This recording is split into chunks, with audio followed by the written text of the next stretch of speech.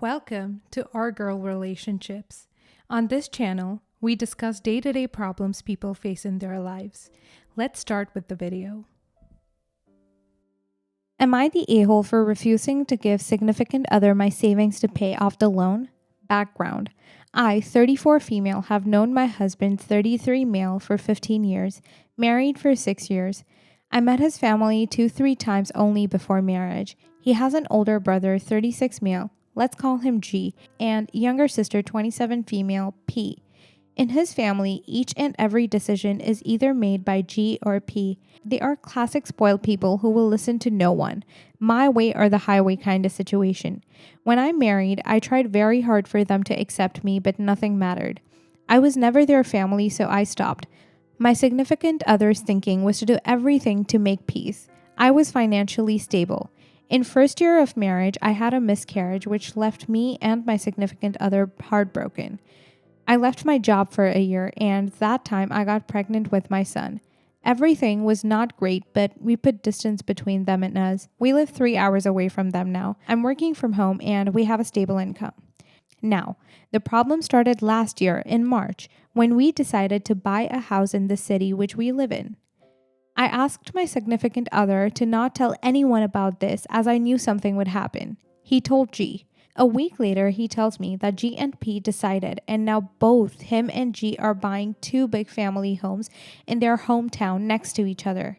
So our plan to buy a house here was not possible now. We argued about it, but it never went anywhere. So I went very low contact and needed to know the basis after his betrayal. They bought it in May 2020. I was informed via text after they bought it. I was the only one in the family who didn't know about this. Now, G's land and his house is in his and his wife's name, but significant other's land and house is in his and my father-in-law's name. They both took loan for this. My father-in-law is helping to pay the loan for G, and he doesn't have a stable income. Father-in-law's generous offer was not applicable for my significant other because, according to him, he has lost the privilege when he moved out so far for my mental health. A week before, at a family gathering, P suggested that I should help pay off the loan, as they know I've been saving since I started working and I've saved a lot. As a family, I need to take responsibility. They kept asking me how much I have, and when I avoided answering, I snapped and said I'm not going to tell them, and whatever it is for my son's future, and I will not let it go for a house that is not even in my name. They stopped after this for 3 to 4 days with indirect passive-aggressive comments thrown in my way. I know it's a big loan, and even though my significant other never asked me for my savings, I know he is under a lot of stress to pay it off now. Now, PG and my mother-in-law are hounding me again, saying, how could I do this to my significant other when I know he needs help paying it off, and how cruel I'm being by refusing? Am I the a-hole if I refuse to give up all of my savings to pay off this loan when my name is not even on the deed of ownership? Not the a-hole. They didn't include you on the deeds, so it isn't your loan or property. If they wanted you to contribute towards it, they should have included you in the first place, or by making efforts to have you added and take it over if that's something you want. But they are not. They just want the money. Also, your significant other should have your back and not be letting his family hound you the way they have been. Neither should he have gotten himself in a situation where you were excluded so blatantly. Surely it would have been wiser to have your own place together in your own names. Sorry to say that I think your significant other needs to go a backbone as far as his family are concerned. You really need to consult an attorney or a financial specialist who can help you find ways to protect your saving, like starting a trust or something. And it doesn't sound like significant other is in your corner and is sharing private information with his family. Not the a-hole. This is insane. I would absolutely not pay, and I would not move there. If significant other wants to live with his family, he can move there on his own. They are manipulative and horrible people. This whole family dynamic is beyond unhealthy. They're trying to cage you in with them again. If your significant other doesn't want to see that, it's on him. Let him be the one responsible for the mess he created. Consult a lawyer and go no contact with them. Your husband should go no contact with them as well, to be honest. Not the a-hole. Pay on nothing that you can't control. They don't like you, and your significant other can't or won't stand up for you. They will take your money and your son and kick you to the curb. This will be a nightmare. You will not have any say in raising your child or children. Keep your money and raise your son. Let significant others sell the house he never let you be a part of. If father-in-law's name stays in the house, don't pay a cent. Tell mother-in-law and sister-in-law to take a flying leap. They are not getting a cent.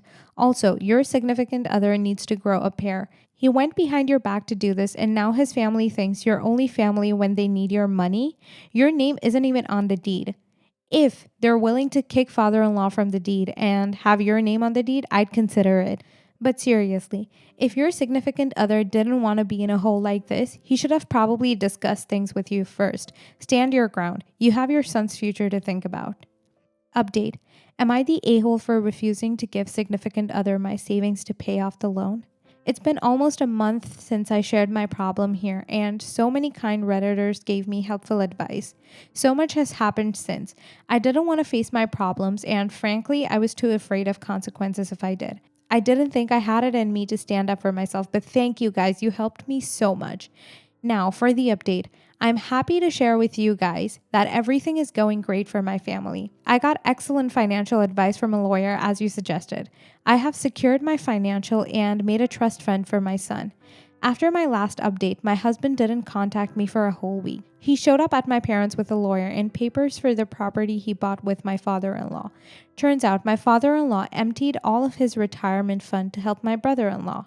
In our culture, son takes all responsibility and care in old age of parents, and as my brother-in-law is not capable to provide, my husband basically blackmailed my father-in-law that if he didn't transfer ownership rights to husband alone, he won't support his old age care. Not proud or approve the tactic, but father-in-law otherwise would not have conceded. He asked me what I want to do with it. Do I want it on my name or do I want to sell it? We decided to sell the house. The lawyer ensured that the house would sell smoothly without any problems from anyone claiming wrongdoings or fraud. Husband and I are going to couples therapy and it's going great. He realized his actions have hurted me. He loves me and my son and is willing to do everything to rectify our current situation and have my trust back. His words. I'm going with the flow right now. I've made it clear that I won't tolerate anything now. He also went no contact with his family. The house sold so quickly as it was prime property. He paid all of the loan he had and we still have a sufficient amount to buy a new house in the city we live in.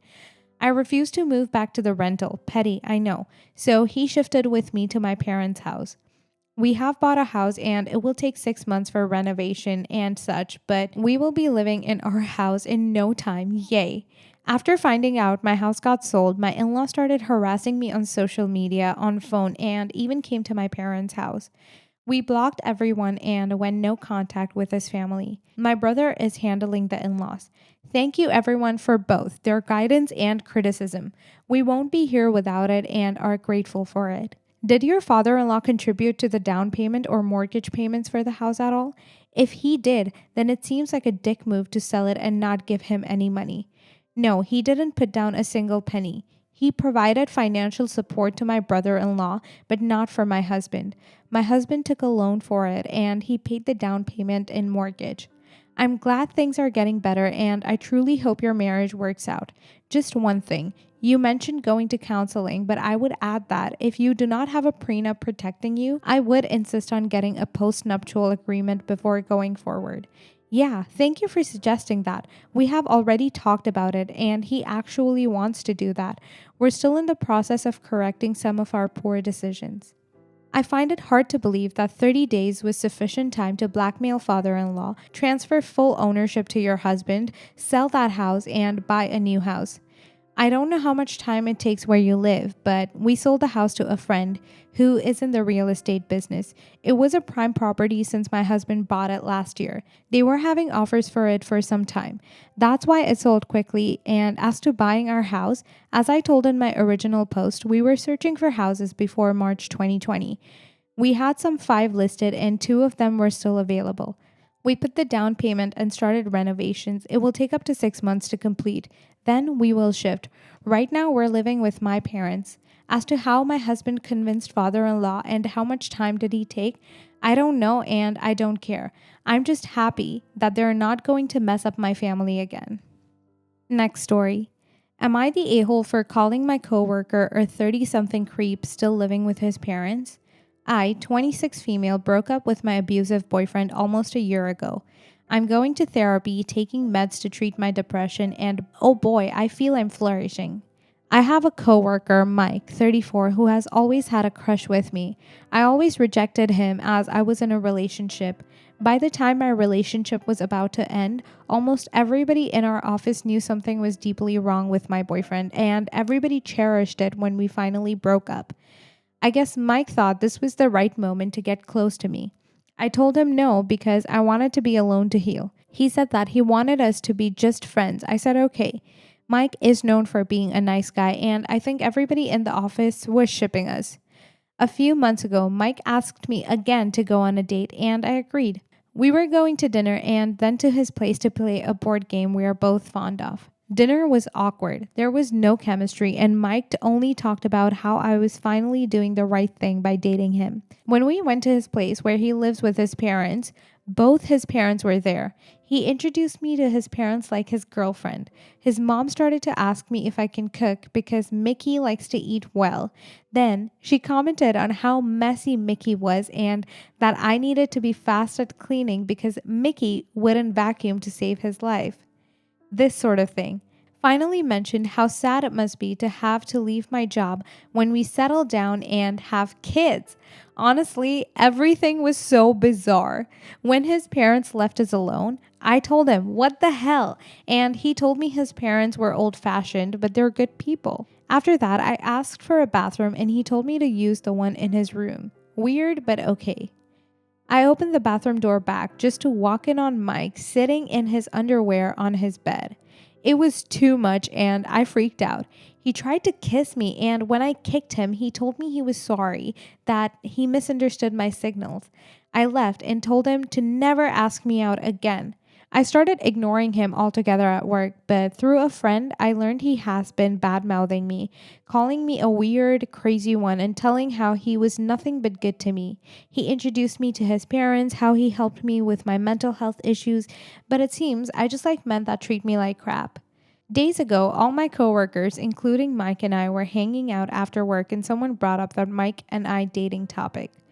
Mike said we didn't work because he was not my type and everybody supported him, clapped back on his back and said how nice he was.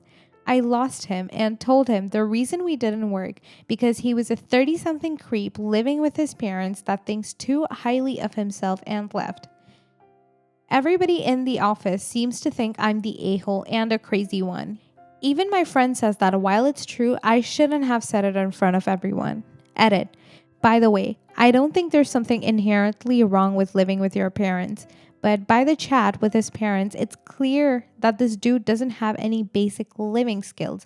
His mom cooks, cleans, and does his laundry for him. Not the a-hole. You should tell the others what you have mentioned in your post. If they don't see the point or agree with you, then they just suck and there's nothing you can do. Besides, I feel like even if you two got together, your relationship would definitely not last due to his parents' problematic neglect of teaching him basic life skills. There's nothing wrong living with your parents in your 30s, but the way he handled the rejection and the date says all you need to know about him.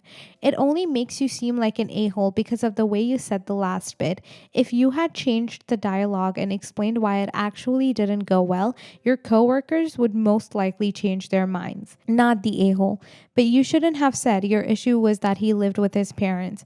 The issue was that he stripped to his underwear when you just went to the bathroom, after a dinner with no chemistry, and after his parents told you should plan to be his Stepford wife. Not the a-hole, but you do have bad timing.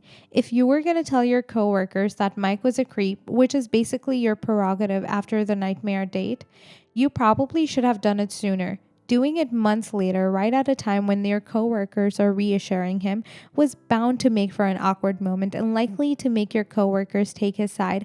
I understand you thinking he's a creep and even telling others so, but why do you do it right then? Because when people asked me about the date or why we stopped dating, I was too embarrassed to say the truth. I just went through an abusive relationship that left me in a bad place. I was ashamed to admit how terribly wrong the date was, especially because everybody thinks Mike is such a nice guy. I just said things didn't work between us. It wasn't too long ago that I learned how Mike twisted everything. Seeing everybody reassuring him just infuriated me. Not the a-hole. You need to clarify with your work colleagues. I was trying to protect him by not mentioning this, but he seems unable to let it go. I went to the bathroom to urinate. When I walked out, he was half naked on his bed. He tried to kiss me without permission, and I had to physically push him away to protect myself. Your choice if you want to be this blunt. This was highly inappropriate, and I felt very uncomfortable. I don't want to speak about this ever again. I just want to do my job. Short, direct sentences. Pause between each sentence with direct eye contact. If someone tries to interrupt, you then hold up your hand in a stop motion and say, "I'm not done." If they try to argue at all, yes, I've heard Mike's story. Then, broken record. I'm not interested in pursuing a romantic relationship and will not discuss this further. Then flip the switch and begin casually discussing a work or generic matter in a friendly tone. "So, where did you say those files are? Or did you end up going to that concert?" Over and over again until they stop asking. The switch to a friendly tone will allow you to set boundaries and hopefully preserve your working relationships with your colleagues. Source: someone who gets paid to argue with teenagers.